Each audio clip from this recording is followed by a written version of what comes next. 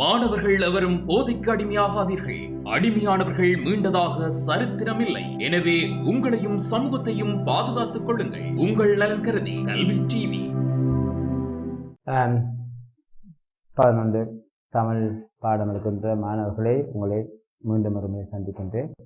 சரி, நாங்கள் கடந்த பாடங்களில் கிருஷ்ண தூச்சருக்கம் பார்த்து கொண்டிருக்கோம்.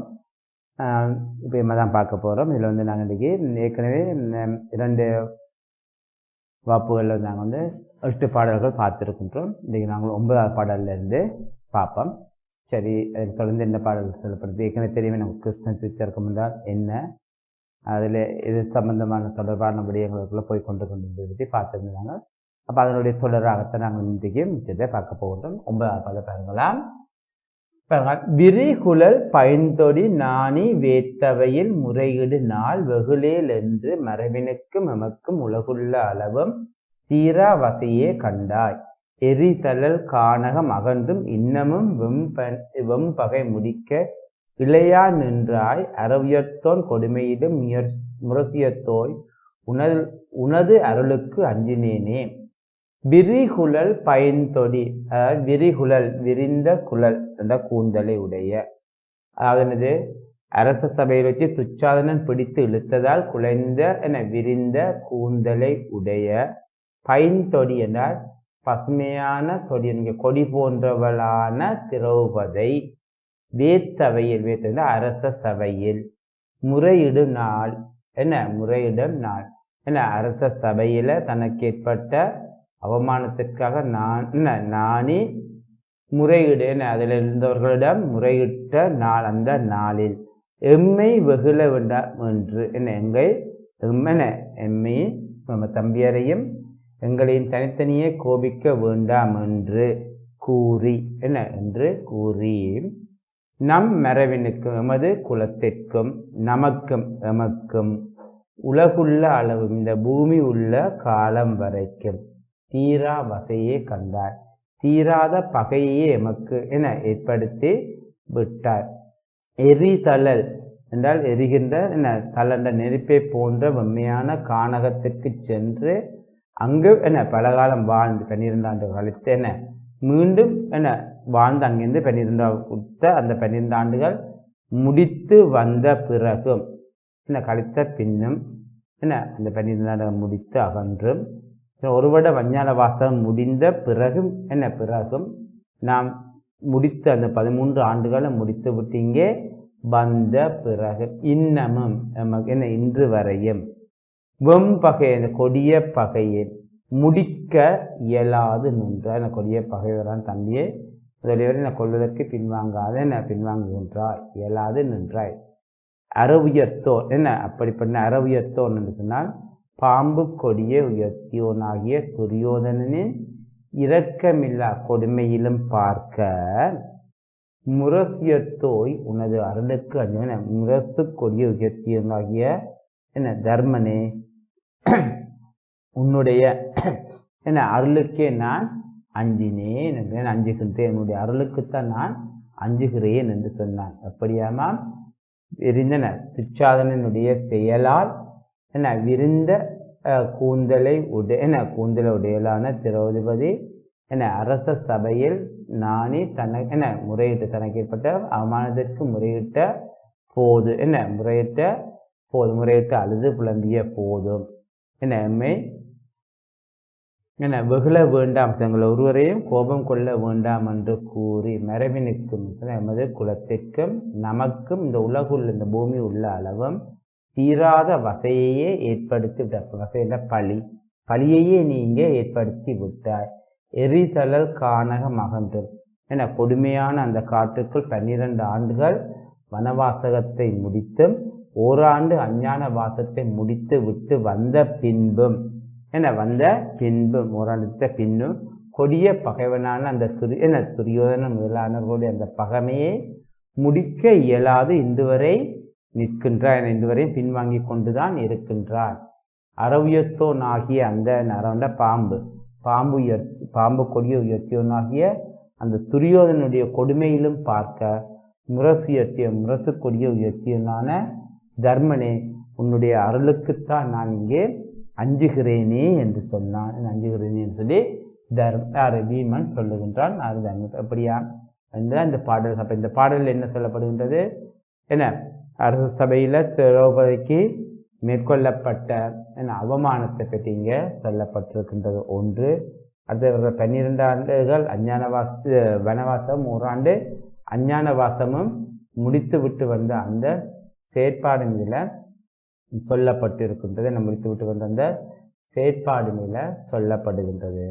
மற்ற அந்த சம்பவம் நிகழ்ந்த போது, திரௌபதிக்கு அவமானம் நிகழ்ந்த போது என்ன, தர்மன் யாரையும் கோபம் கொள்ள வேண்டாம் சொல்லி அவன் தடுத்து விட்டதை சொல்லப்படுகிறது. இதையெல்லாம் நம்முடைய பொறுமையை எடுத்து காட்டுகின்ற இந்த பொறுமையாக இருந்தால் ஜெயிக்க என்ன எப்பயுமே சாதிக்கலாம் என்பதற்கு அவனுடைய இந்த பொறுமையை இங்கே எடுத்து காட்டுகின்றதாக அமைந்திருக்கின்ற இந்த பாடல். அது மட்டுமில்லாமல் துரியோதனனுடைய இரக்கமற்ற செயலும் தர்மனுடைய பொறுமையின் இதில் எடுத்து காட்டப்படுகின்றது என்னை காணக்கூடியதாக இருக்கின்றது. சரியா, அடுத்த பாட்டு பாருங்கள்.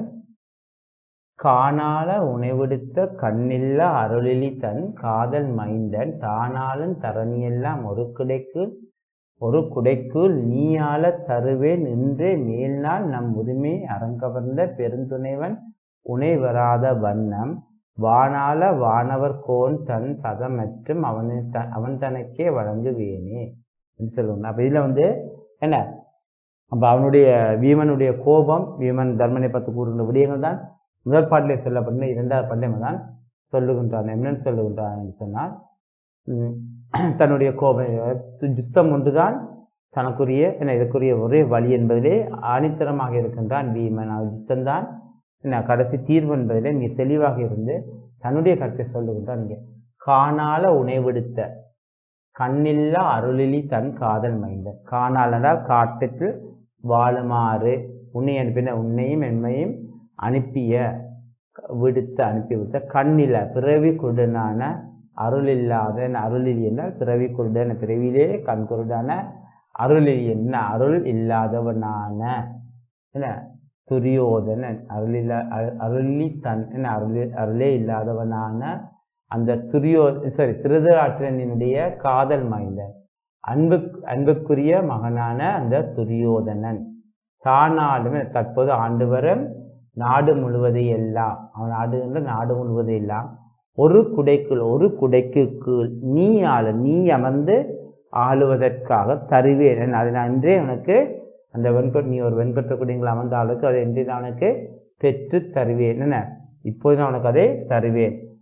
என்ன அம்மட்டும் என்ன முன்னாள் மேல்நாண்ட முன்னாளில் நம் உரிமை முன்னாளில் நமக்குரிய ஆட்சி செல்வம் முழுவதையும் அறங்கவர்ந்த அதை கவர்ந்து கொண்ட முழுவதையும் கவர்ந்து கொண்ட பெருந்துணைவன் நமது பெரிய தம்பியாகிய துரியோதனன் தன் அவன் துரியோதனன் தன் ஆட்சியை அவன் துணைவன் தன் உன்னை வராத, அவன் உன்னை வெறுக்காத வண்ணம், வெறுக்காத வண்ணம் வானால அந்த வானை வீர சொர்க்கத்தை ஆள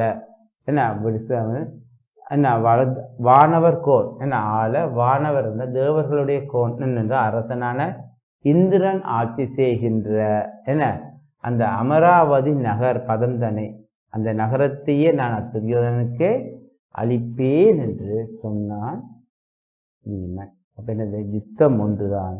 அந்த யுத்தத்தை பற்றி நீ அறிவி நானே அந்த துரியோதனனை வதம் செய்து அவன் ஆளுகின்ற அந்த நாட்டையெல்லாம் நீ ஒரு குடைக்குள்ள ஆள்வதற்கு பெற்றுத்தரும். எப்படி அந்த துரியோதனன் உன்னை வெறுக்காத வண்ணம் அவனை நான் சொர்க்கலோகத்திற்கு அனுப்பி இந்திரன் ஆளுகின்ற அந்த அஸ்தினாபுரத்தை அவன் ஆளும்படி செய்தேன். இந்த பூமியை ஒரே குடையின் கீழ் நீ ஆள்வதற்கு நான் பெற்றுத்தருவேன் என்று சொன்னேன், பெற்றுத்தருவேன் என்று கூறுகின்றான் பீமன். அப்போ இதில் பார்த்தீங்கன்னு சொன்னால் துரியோதனனுடைய செயல் சொல்லப்பட்டிருக்கின்றது. அவனுடைய அந்த அவன் எவ்வாறு இந்த அரங்கவர்ந்தான், தங்களுடைய பங்கை அவன் கவர்ந்து கொண்டான் என்ற விதம் இதில் சொல்லப்பட்டிருக்கின்றது. அடுத்தது திருதராட்டனுடைய நிலை சொல்லப்படுகின்றது. திருதராட்டன் எப்படிப்பட்ட நிலை சொல்லப்படுது. மற்றது பீமனுடைய ஆவேசமம், இது போர்தான் ஒரே வழி என்பதை சொல்லுகின்றான். அதாவது சொல்லப்படுகின்ற தன்மையை நாங்கள் இங்கே காணக்கூடியதாக இருக்கின்றது. அதை விட வானவர் கோன் என்பது உங்களுக்கு தெரியும். தேவர்களுடைய தலைவனான இந்திரன் ஆளுகின்ற இந்திரன் அவன் ஆளுகின்ற நகரம் அமராவதி நகரம். அந்த நகரத்தையே தான் துரியோதனுக்கு பரிசாக அளிப்பேன் என்று அவன் சொல்லுவதன் மூலமாக யுத்தம் ஒன்றே தான் தன்னுடைய கடைசி வழி, அதுதான் வழி என்பதை நீ அழகாக எடுத்து காட்டுகின்றான். அதே மாதிரி தங்களுக்கு முன்னாலே நிகழ்ந்த அநியாயத்தை இந்த பாடலில் வந்து காட்டுகின்றான். அதர்ம வழியில் இருந்த அநியாயத்தை மட்டும் காட்டுதான் அமைந்திருக்கின்ற இந்த பாடல்.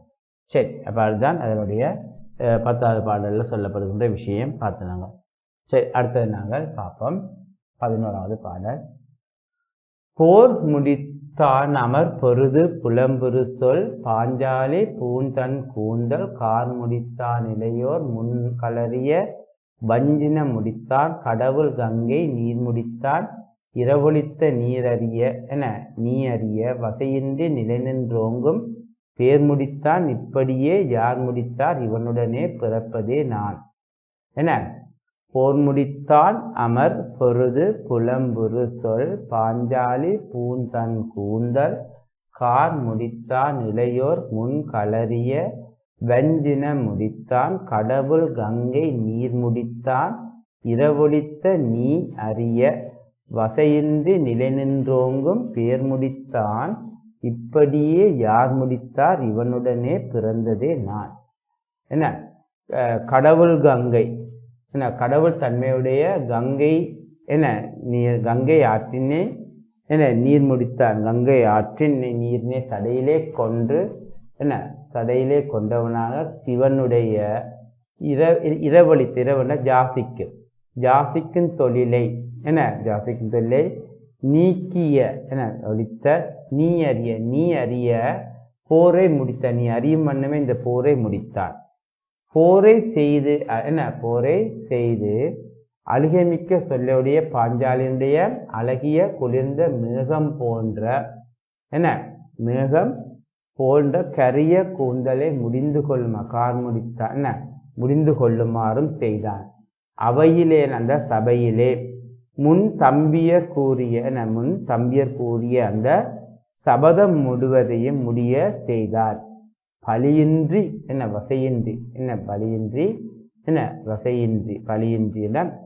பலியின்றி என்றுமே அழியாமல் சிறந்து நிற்கின்ற பேர் முடித்த புகழ் முழுவதையும் பெற்றான். இப்படி முடிக்க வேண்டிய எல்லாவற்றையும் முடித்தவர் இவனைப் போல் யார் உளார் இவனைப் போல் யார் உள்ளார்கள். இவனுடன் சுத்த வீரனான நான் வீரமற்ற அவனை இகழ்கின்றான். புகழ்வது போல இகழ்கின்றார். இவனுடன் தம்பியாய் பிறப்பது தகுதியோ என்கின்றான். எப்படியாம சொல்லப்படுகின்றார்கள். கடவுள் தன்மையுடைய கங்கை நீரே தடமுடியில் சூரியவனாகிய அந்த சிவபெருமானுடைய ஜாசக தொழிலை இல்லாது செய்தவனான நீ அறியும் வண்ணம் இந்த போரை முடித்து கொண்டான். பாஞ்சாலி அன்று அந்த அரசவையில் தனக்கு நிகழ்ந்த அவமானத்தின் மூலம் அவளெடுத்த அந்த சபதத்தையும் அவள் முடித்து கொண்டான். அவளுக்கு நிகழ்ந்த வஞ்சித கொடுமையின் போது எமது தம்பியர் எடுத்த சபதத்தையும் இப்படியே முடித்து கொண்டான். இப்படியெல்லாம் முடித்தன சிறந்த நல் புகழையும் பெற்றவனாகிய இந்த தர்மன் உடன் நான் பிறப்பது சுத்தவினா நான் பிறந்தது தகுதியோ என்று சொல்லி வினவுகின்றார்.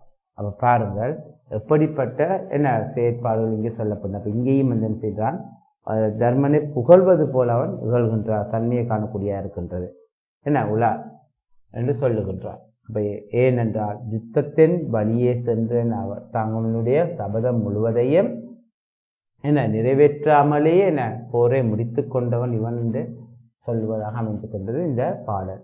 அப்போ இதில் பார்த்தீங்கன்னு சொன்னால் பீமனுடைய உச்சகட்ட போருடைய ஆவேசம் வெளிப்படுகின்ற தன்மையை காணக்கூடிய ஒன்று. இரண்டாவது, திருமாலினுடைய தொடர்புடைய வரலாற்று புராண கதை ஒன்று சொல்லப்பட்டு இருக்கின்றது.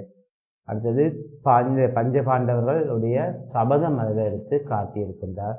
பாஞ்சாலியினுடைய சிறப்பு எப்படிப்பட்டவள் பாஞ்சாலி என்று சொல்லுவேன்.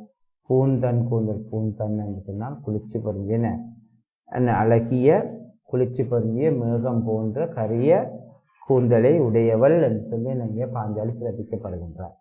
சரியா? அது திருமாலுடன் சொல்லக்கூடிய வரலாற்று புராண கதை சொல்லப்படுகிறது. சிவபெருமானுடைய ஜாசக தொழிலை நீக்கியவன் திருமால் என்று சொல்லப்படுகின்றது. பாதையில் எடுத்து காட்டப்படுகின்ற தன்மையை காணப்படுகின்றது. சரி, அடுத்த பாருங்கள் 12வது பாட்டு. சரி, இதில் பார்க்கக்கூடிய பாடல்கள் அதான். சரி பாருங்கள். அணிந்து வரும் சமரில் எதிர்த்து உயர்த்தோனுடன் அரசர் உடலமெலாம் துணிந்து 2 பட பொருது தொல்லை உலகு அரசு ஆள துணிவதல்லாமல் தனிந்து அறமும் கிளையும் உறவு கொண்டாடி தான் இன்னமும் தனித்தூது ஏவி பணிந்து இறந்து பொய் பெற்றுண்டிருப்பதற்கே துணிகின்றான் பட்ட பாடே என்கின்றான்.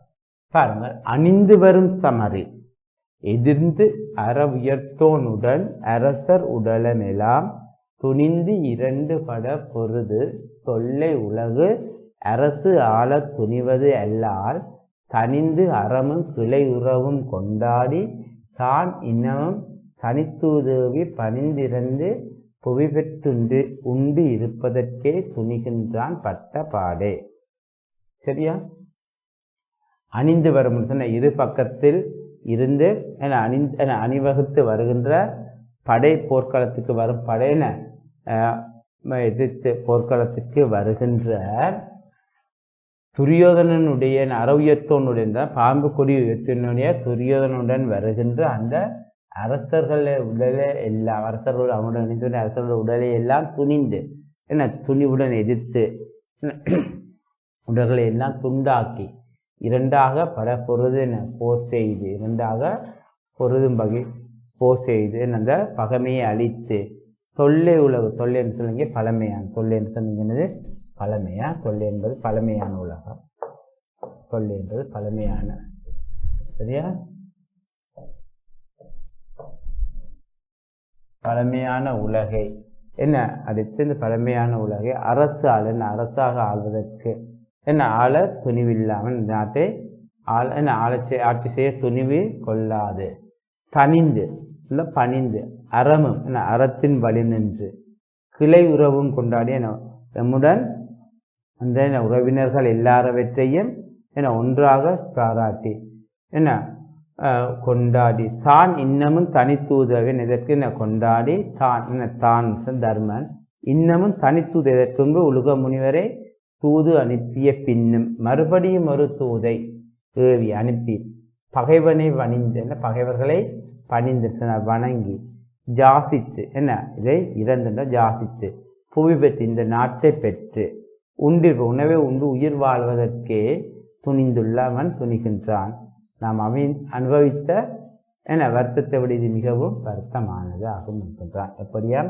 அணிந்து வரும் இரு பக்கத்து படைகளும் அணிவரைத்து வரும் போர்க்களத்திலே பாம்பு கொடியை உயர்த்தியவனாகிய துரியோதனுடன் வருகின்ற அரசர்களை எல்லாம் அவர்களுடைய உடல்களை எல்லாம் இந்த பெரு யுத்த காலத்துக்குள்ளே சந்தித்து அவர்கள் உடலெல்லாம் 2ஆக படி போர் செய்து இந்த பழமையான உலகத்தை அரசு ஆள்வதற்கு அரசால துணிவு கொள்ளாமல் அல்லாமல் தனிந்து பணிந்து அறமம் அந்த தர்மத்தின் வழி நின்று கிளை உறவுகளின் உறவினர்கள் எல்லாத்தையும் கொண்டாடி மகிழ்ந்திருக்கவும் மகிழ்ந்திருக்கும்படி உலக முனிவரை முன்பாக தனித்தூத அனுப்பிய பிறகும் அதற்கு பிறகு மீண்டும் ஒரு தூதுவனை ஏவி பணிந்து அவர்கள் இந்த பகைவர்களை பணிந்து ஜாசித்து இறந்த ஜாசித்து தமக்குரிய புவிக்குரிய பங்கினை பெற்று உண்டிருப்பதற்கே இவன் துணிகின்றான்.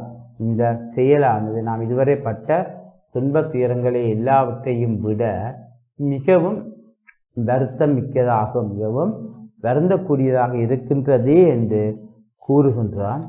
அதை விட வேறொரு வழியும் இல்லை என்பதை மிக ஆணித்தரமாக எடுத்து காட்டுகின்றான். ஆகவே எப்பொழுதுமே நாங்களே சரி அதர்மத்தை அழித்து தர்மத்தை நிலைநாட்டுவதற்கு யுத்தம்தான் இறுதி வழி என்பதையும் அதுதான் சிறந்தது வழி என்பதையும் மிக அணித்தரமாக எடுத்து காட்டுகின்றான் பீமனுடைய இந்த செயற்பாடின் ஊடாக. ஆகவே தர்மனுடைய இந்த செயல் என்ன அடுத்த இதில் வந்து பார்த்தோம்னு சொன்னால்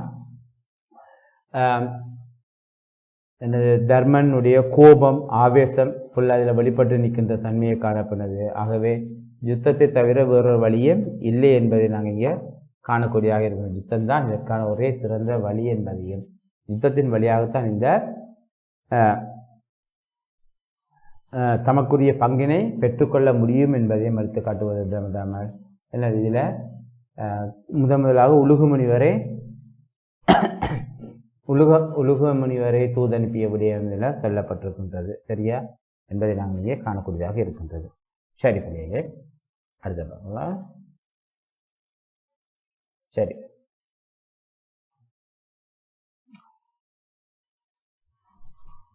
அடுத்த பார்ப்போம். 13வது பாட்டு. பரிவுடன் மற்றும் இவை கூறும் பவனகுமாரனை மலர்க்கை பணிந்து நோக்கி குருகுலத்தோர் போரே ஏறே குற்றமது பார்க்குங்கா சுற்றமில்லை. ஒரு குலத்தில் பிறந்தார்கள் உடன் வாழும் வாழ்வினை போல் உறுதி உண்டோ. இருவருக்கும் வசையென்றோ இருநிலம் காரணமாக எதிர்ப்பது என்றார். பரிவுடன் மற்றும் இவை கூறும் பவனகுமாரனை மலர்க்கை பணிந்து நோக்கி குருகுலத்தோர் போரேறே குற்றமது பார்க்குங்கால் சுற்றமில்லை. ஒரு குலத்தில் பிறந்தார்கள் உடன் வாழும் வாழ்வினை போல் உறுதி உண்டோ. இருவருக்கும் வசையென்றோ இருநிலம் காரணமாக எதிர்ப்பது என்றான். பாருங்கள், அப்ப இதுல வந்து பீமனுடைய அந்த கூற்றுக்களை எல்லாம் அவதானமாக கேட்டுக்கொண்டிருந்த தர்மன் அவனுக்கு பதில் சொல்வதாக இந்த பாடல் அமைந்திருக்கின்றது. பரிவுடன் சொன்னால் வருத்தத்துடன் இத்தகைய சொற்களை சொல்லுகின்ற கூறுகின்ற பவனகுமாரன். பவனம் காற்று. பவனம் என்னது? காற்றா? பவனம் காற்று. காற்று காற்று வாயுபுத்திரன். பீமன் வந்து வாயுபுத்திரன். என்ன வாயுபுத்திரனா என்ன வாயுபுத்திரனான பீமனை மலர்கை மலர் போன்ற கைகளால் என்ன அவனை பேச கையால் பணித்தாடி மேலும் பேச விடாது பணித்த கொடுத்து குருகுலத்தேறு என்ன குருகுலத்தோர் போரேறு என்ன குருகுலத்தை பிறந்த குருகுலத்தில் தோன்றிய மன்னருக்குள் போரேறே போர் செய்வதில் ஆற்றல் மிகுந்த ஆண் சிங்கம் போன்றவனே குற்றமது பார்க்கும் கால் என்ன எமது என்ன ஒரே குலத்தில் பிறந்தவர்களிடம் குற்றங்களை நாங்கள் பார்த்து கொண்டிருப்போமாக இருந்தால் சுற்றமில்லை, எமக்கு உறவினர்களே இல்லை. ஒரே குலத்தில் பிறந்தவர்கள் ஒரே குருகுலத்தில் பிறந்த நாம் உடன் வாழும் என ஒன்றாக வாழுகின்ற அந்த வாழ்வை போல ஒன்றாக வாழ்கின்ற சேர்ந்திருந்து வாழ்கின்ற வாழ்வை போல் உறுதி உண்டோ. ஒரு உறுதியானது எங்கும் உண்டோ.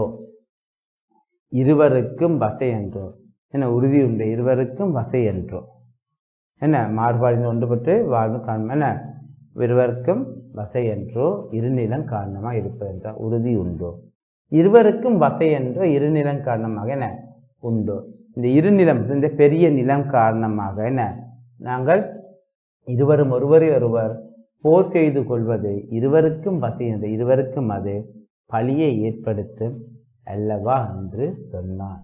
எப்படி கரிவுடன் மிகவும் வருத்தத்துடன் இவ்வாறு கூறுகின்ற வாயுபுத்திரனான பீமனை தன்னுடைய மலர் போன்ற கனிகளால் படித்து மேலும் பேசவிடாத அமர்த்து குருகுலத்தோர் போரேறு குருகுலத்தில் பிறந்த அரசர்களுக்குள் எல்லாம் போராற்றல் மிக்க ஆண் சிங்கம் போன்றவனே.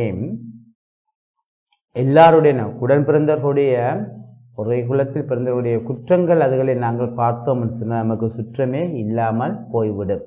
ஒரே குலத்தில் பிறந்த நாங்கள் ஒன்றாக வாழ்கின்ற வாழ்வினை போல் உறுதியான வாழ்வு எதுவும் உண்டோ.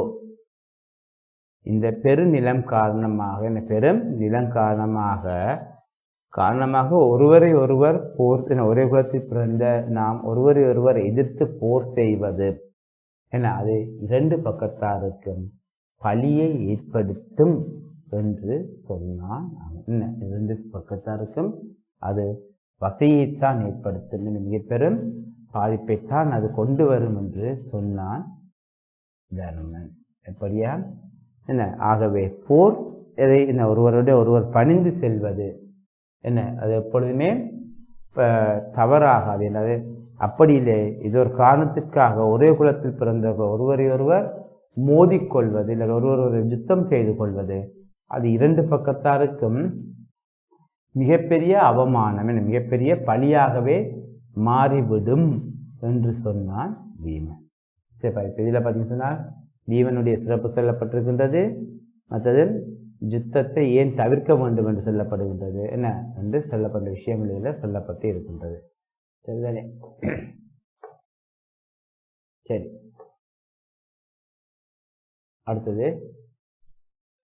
அடுத்து சொல்ல பாருங்க. தொடர்ந்து பீமனுக்கு தர்மன் உரைப்பதாக அமைகின்றது இந்த பாடல். உரிமையுடன் தம்பியர் அன்று உணர்வறியாமல் அவைக்கண் உரைத்த மாற்றம் பரிபவமோ கேட்டோர்க்கு பரிபவம் என்பது பிறரால் பற்றால் அன்றோ கருத்தில் இது மற்றும் அவருக்கும் ஒவ்வாதே கண் மலரில் கைப்படாதோ பொருதொழிலும் கடினத்தே கிடைத்ததே என மொழிந்தான் புகழே பூண்பான்.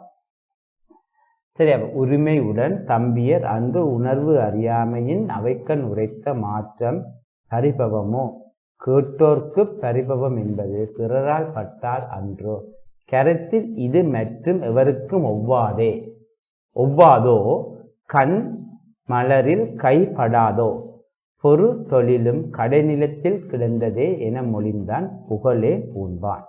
சரியே, புகழே பூண்பான், அதாவது என்ன புகழே பூத்தவன், புகழையே தன் ஆடையாக அணிந்து கொண்டவனான தர்மன் சொல்லி தர்மனுடைய சிறப்பில் சொல்லப்படுகிறது.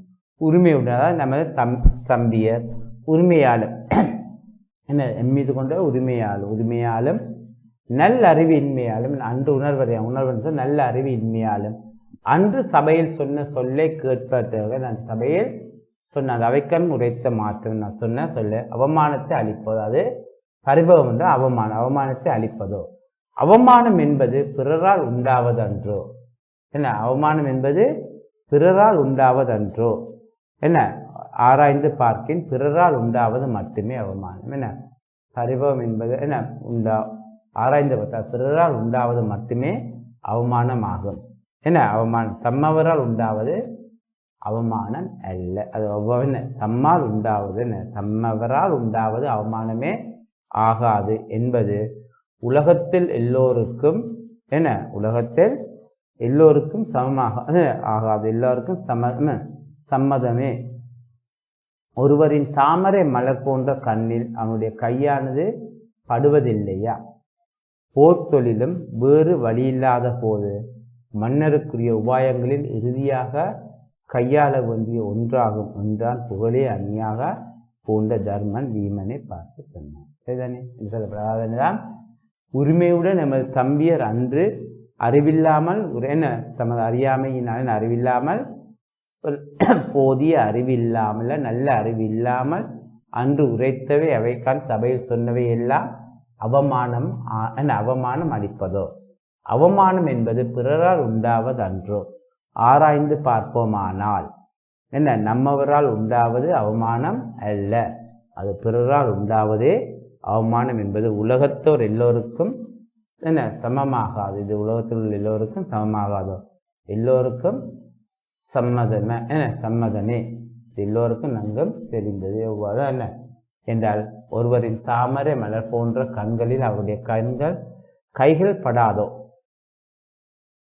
அதே போல்தான் நீதியும் என்ன பொருதொழிலும் அதாவது போர் தொழிலும் போர் என்பதும் அரசனுக்குரிய கடைசி உபாயம் இல்லை. இது எல்லாவற்றையும் அதாவது போரே சமாதானமாக செல்லக்கூடிய சகல வழிகளையும் கடைபிடித்த பிறகும் அதற்கு வழி கிடைக்கவில்லை என்றால் இறுதியாகவே அரசர் தெரிவு செய்ய வேண்டியது போர் ஆகும் என்பதையே புகழேன தன்னுடைய அணிகலன்களாக பூண்டவனான தர்மன் பீமனை பார்த்து சொன்னான் என்பது வருகின்றது. சரிதானே? இதுதான் இந்த பாடலில் வரப்படுகின்ற விஷயம். அப்போ இதில் நாங்கள் 14வது பாட்டும் பார்த்துருக்கோம் பிள்ளைகளே. சரிதானே? இப்படியாக இதில் சொல்லப்படுகின்ற பாட்டு அடுத்தது 15 கடைசி பாட்டை நாங்கள் பார்த்து கொள்வோம். சரியான இதான் இதில் பார்க்கின்ற கடைசி பாட்டு. சூடுகின்ற துளாய் முடியோன் சுரருடனே முனிவருக்கும் சுருதி நான்கும் தேடுகின்ற பதம் சிவப்ப திருநாடு பெற தூது செல வேண்டாம் வாடுகின்ற மடப்பாவை தன் வரமும் என் வரமும் வலுவா வண்ணம் கோடுகின்ற மொழியவன் பால் என்னை தூது விடுக இனி கொற்ற வேண்டி என்கின்றார். சரியா பாருங்க. சூடுகின்ற துளாய் முடியோன் சுரருடனே முனிவருக்கும் சுருதி நான்கும் தேடுகின்ற பதம் சிவப்ப திருநாடு பெற தூது செல வேண்டா வாடுகின்ற மடப்பாவை தன் வரமும் என் வரமும் வலுவா வண்ணம் கோடுகின்ற மொழியவன் பால் என்னை தூது விடுக இனி கொற்ற வேண்டி என்கின்றார். சூடுகின்ற வெற்றி பொருந்திய மன்னா என்ன கொற்ற வேண்டி என்றால் வெற்றி பொருந்திய மன்னனே. அணிகின்ற துளசி மாலையை சூடிய என்ன சூடுகின்ற துளாய் முடியோன் என அணிகின்ற துளசி மாலையை சூடிய முடியே உடைய என்ன முடியே உடைய கண்ணன் என்ன கண்ணனே. சுரருடன் தேவருடன் முனிவர்களும் என்ன முனிவர்களும் 4 மறைகளும் 4 வேதம் சுருதி நான்குன்றது 4 வேதம் தேடுகின்ற இன்னமும் உண்மையை காணாது தேடுகின்ற தன் திருவடிகளால் என்ன தன் திருவடிகள் நடப்பதால் சிவக்க நடப்பதால் சிவக்க செல்வமுடைய என்ன திருநாடு நாட்டை பெறுவதன் பொருட்டாக என்ன செல்வமுடைய நாட்டை பெற தூது செல்ல வேண்டாம் பெறுவதன் வண்ணம் தூது செல்ல வேண்டாம் நீ தூது செல்ல வேண்டாம் நீ தூது செல்ல வேண்டாம் தூது செல்ல வேண்டியதில்லை. வாடுகின்றன வருத்தமுடுகின்ற மடப்பாவை சொன்ன மங்கையான திரௌபதியின் தன்வரம் திரௌபதி செய்த வரம் என் சபதம் என்னுடைய சபதம் தவறா வண்ணம் வலுவாவண்ணம் அவை தவறாத வண்ணம் கோடுகின்ற மொழியவன் கோடுகின்ற சொன்னால் நீதி தவறுகின்ற தவறிய மொழிகளை உடையவனான மொழிகளை சொல்ல என்ன சொல்கின்ற அந்த மொழிகளை உடைய நீதி தவறி சொல்கின்ற மொழிகளை உடையவனான அந்த துரியோதனன் பால் என்னை தூது விடுக என்னை தூதுவனாக விடுப்பாயாக என்ன விடுவாயாக என்று வேண்டினான் பீமன். என்ன சொல்லுகின்றான் என்ன தர்மனை பார்த்து கேட்கின்றான் என்னதாமா கொற்ற வேண்டிய வெற்றி பொருந்திய என்ன மன்னனே சூடுகின்றன அணிகின்ற துளசி மாலையே தன் சொன்ன சடாமுடியில் சூரியவனாய தன் முடியிலே சூரியவனானிய என்ன முடியுடைய அந்த கிருஷ்ண பகவான் என்ன கிருஷ்ணனை தேவர்களும் முனிவர்களும் 4 மறைகளும் இன்னமும் தேடுகின்ற இன்னமும் உண்மை காணாது தேடுகின்ற தன் திருவடிகளால் நடந்து என்ன திருவடிகளால் நடந்து செல்வமுடைய திருநாட்டை பெறுவதன் பொருட்டாக தூது செல்ல வேண்டாம் வருத்தமுட்டு காணப்படுகின்ற அந்த திரௌபதியினுடைய வரமும் என் வரமும் தவறாத வண்ணம் கோடுகின்ற என்று சொல்ல நீதி தவறிகின்ற நான் சொன்ன சொல் தவறி செயற்படுகின்ற அந்த துரியோதனன் பால் இனி என்னை தூது விடு என்னை தூதுவனாக செல்வதற்கு அனுமதிப்பாயாக என்று வேண்டினான் பீமன். சரியா இந்த மணிப்பட்டு இந்த பாடல் அப்போ சைதன்ய பள்ளியில் பாருங்கள். இப்போ இந்த பாடல் நாங்கள் பார்த்துருக்கோம். அப்போ இதில் பார்த்தோம் என்று சொன்னால் உங்களுக்கு தெரிகின்றது என்ன வகையாக அதாவது பீமன் தர்மனிடமே தன்னை தூதுவனாக செல்லும்படி வேண்டுகின்ற பாடலாகவே அமைந்திருக்கின்றது நாங்கள் இங்கே பார்க்கக்கூடியதாக இருக்கின்றது. சரிதானே பிள்ளைகளே? ஆகவே இதுவரைக்கும் நாங்கள்